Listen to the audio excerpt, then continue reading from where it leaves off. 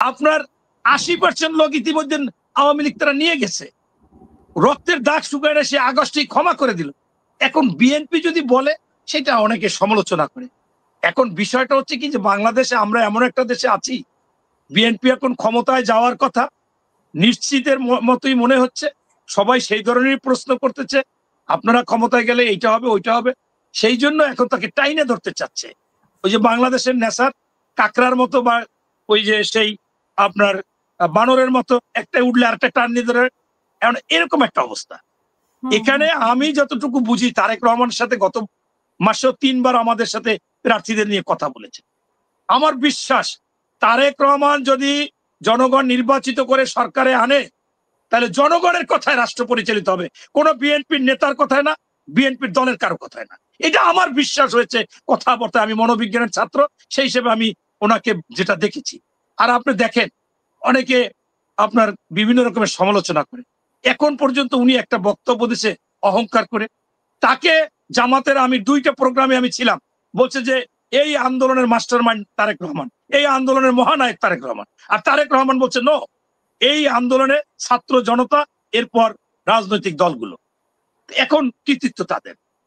পরবর্তীতে দেখেছেন জামাতের সেই মহাসমাবেশে 2 জনে জামাতের আমিরকে বলছে উনি মহানায়ক। একটা বলছে ওই ফজলুর রহমান, আগে থাকতেই ও লুঙ্গির তলে ছিল। আমি আপনাকে বলেছি যার যার সাথে ফেস দ্য পিপল, আমি বলছি ওই 15 সাল থেকে যে ও কিন্তু জামাত ও বিএনপি না, ফর্ম কিনলে হবে কি।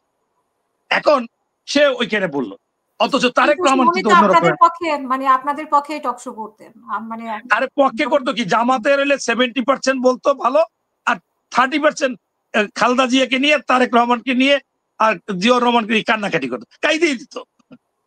এই হলে ফজলুর রহমান। এখন এই যে বিষয়টা এটা। আর আপনার হচ্ছে কি যে একজনের প্রশ্ন করেছে যে বন্দর না শুধু এয়ারপোর্ট দেওয়া উচিত। আমি ওই ভাইকে বলবো, ভাই আপনি যে কথা বলেছেন আমি বুঝে ফেলাইছি, আপনি কখনো বিএনপি করতেন না। আপনি আমার যদি পারেন আমার হোয়াটসঅ্যাপে দিয়েন, আমি খোঁজ নেবো। এরকম টকশোতে একজন ব্যক্তি আসছো, ব্যারিস্টার, অন্য জায়গায় থাকে লন্ডনে, তাকেও বলছিলাম যে আপনি বিএনপি করেন না, আমি খোঁজ নিয়ে দেখছি করে না। এইটা বললে লাভ নাই, আপনি এরকম বলবেন না। বাংলাদেশের সবকিছু নিয়মতান্ত্রিক ভাবে হোক, বিদেশিদের দিলে যদি আমাদের লাভজনক হয় সেটাও একটা নিয়মতান্ত্রিক ভাবে দিবে। সরোয়ার ভাই বলেছে দিলে ভালো হবে, অবশ্যই। আমি যদি ভালো হয়, আমার দেশের যদি লাভ হয়, আমার দেশের যদি সার্বভৌমত্ব রক্ষার রক্ষে আমি যদি লাভবান হই, সেটা আমরা করব না কেন, অবশ্যই করব। এরপরে আপনি আরেকটা কি যেন প্রশ্ন করেছিলেন। ফজলুর রহমান উনি বলছে যে এটা নিয়ে খুব আলোচনা হচ্ছে আর কি, ওনার কথা বক্তব্য নিয়ে তো খুবই আলোচনা হয়। উনি বলছে আমি সংসদ সদস্য হলে রাজাকাররা কিভাবে রাজনীতি করবে আমি দেখে নেব, মানে এরকম একটা হুমকি দিয়েছে। আপা আমি একটা কথা বলি, আপনি বাড়ির মালিক, আমি আপনার বাড়িতে অবৈধভাবে ঢুকছি, ঢুইকে চুরি করছি, চুরি করে বস্তা ভরছি, বস্তা ভরিয়ে নিয়ে বাইরে এসেছি, এই সময় আপনি টের পাইছেন, জনগণ আমার ধরছে গেট থেকে। এখন এরপর যদি বলি যে আমি চোর না, চোর হয়েছে এই হাসিনা আক্তার, কেমন লাগবে আপনার বলেন, কেমন লাগবে? এখন বীর মুক্তিযোদ্ধা ফজলুর রহমানরে বানাই ফেলাইতেছে রাজাকার, তারে ফজু পাগলা, তারে নিয়মিত গালি দিচ্ছে, তারে বিকারগ্রস্ত করে ফেলাইছে। উনি এই 2 দিন একটা বক্তব্য দিয়েছে একই ধরনের, একটা টিভিতে আমি সব বক্তব্যটা শুনেছি, আর একটা টিভি চ্যানেলতে সাক্ষাৎকার দিছে। উনি বলছে যে আমি আপনার এই শেখ হাসিনার রায়ে ব্যক্তিগতভাবে একজন অ্যাডভোকেট হিসেবে বলতেছি, বিএনপির নেতা হিসেবে না।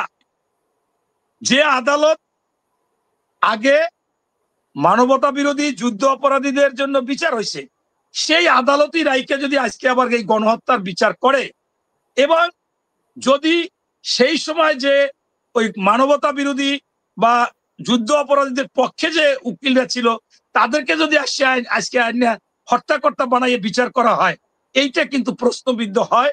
এবং আইনগতভাবে উনি কি কি ধারা টারা বলছে যে এতে কিন্তু পরবর্তীতে গণতান্ত্রিক সরকার আসলে সেই কোডে যদি এটা করে, ওই কোডকে অবৈধ ঘোষণা করে। এইটা কি ওনার ব্যক্তিগত কথা, এতে কি বিএনপির কথা?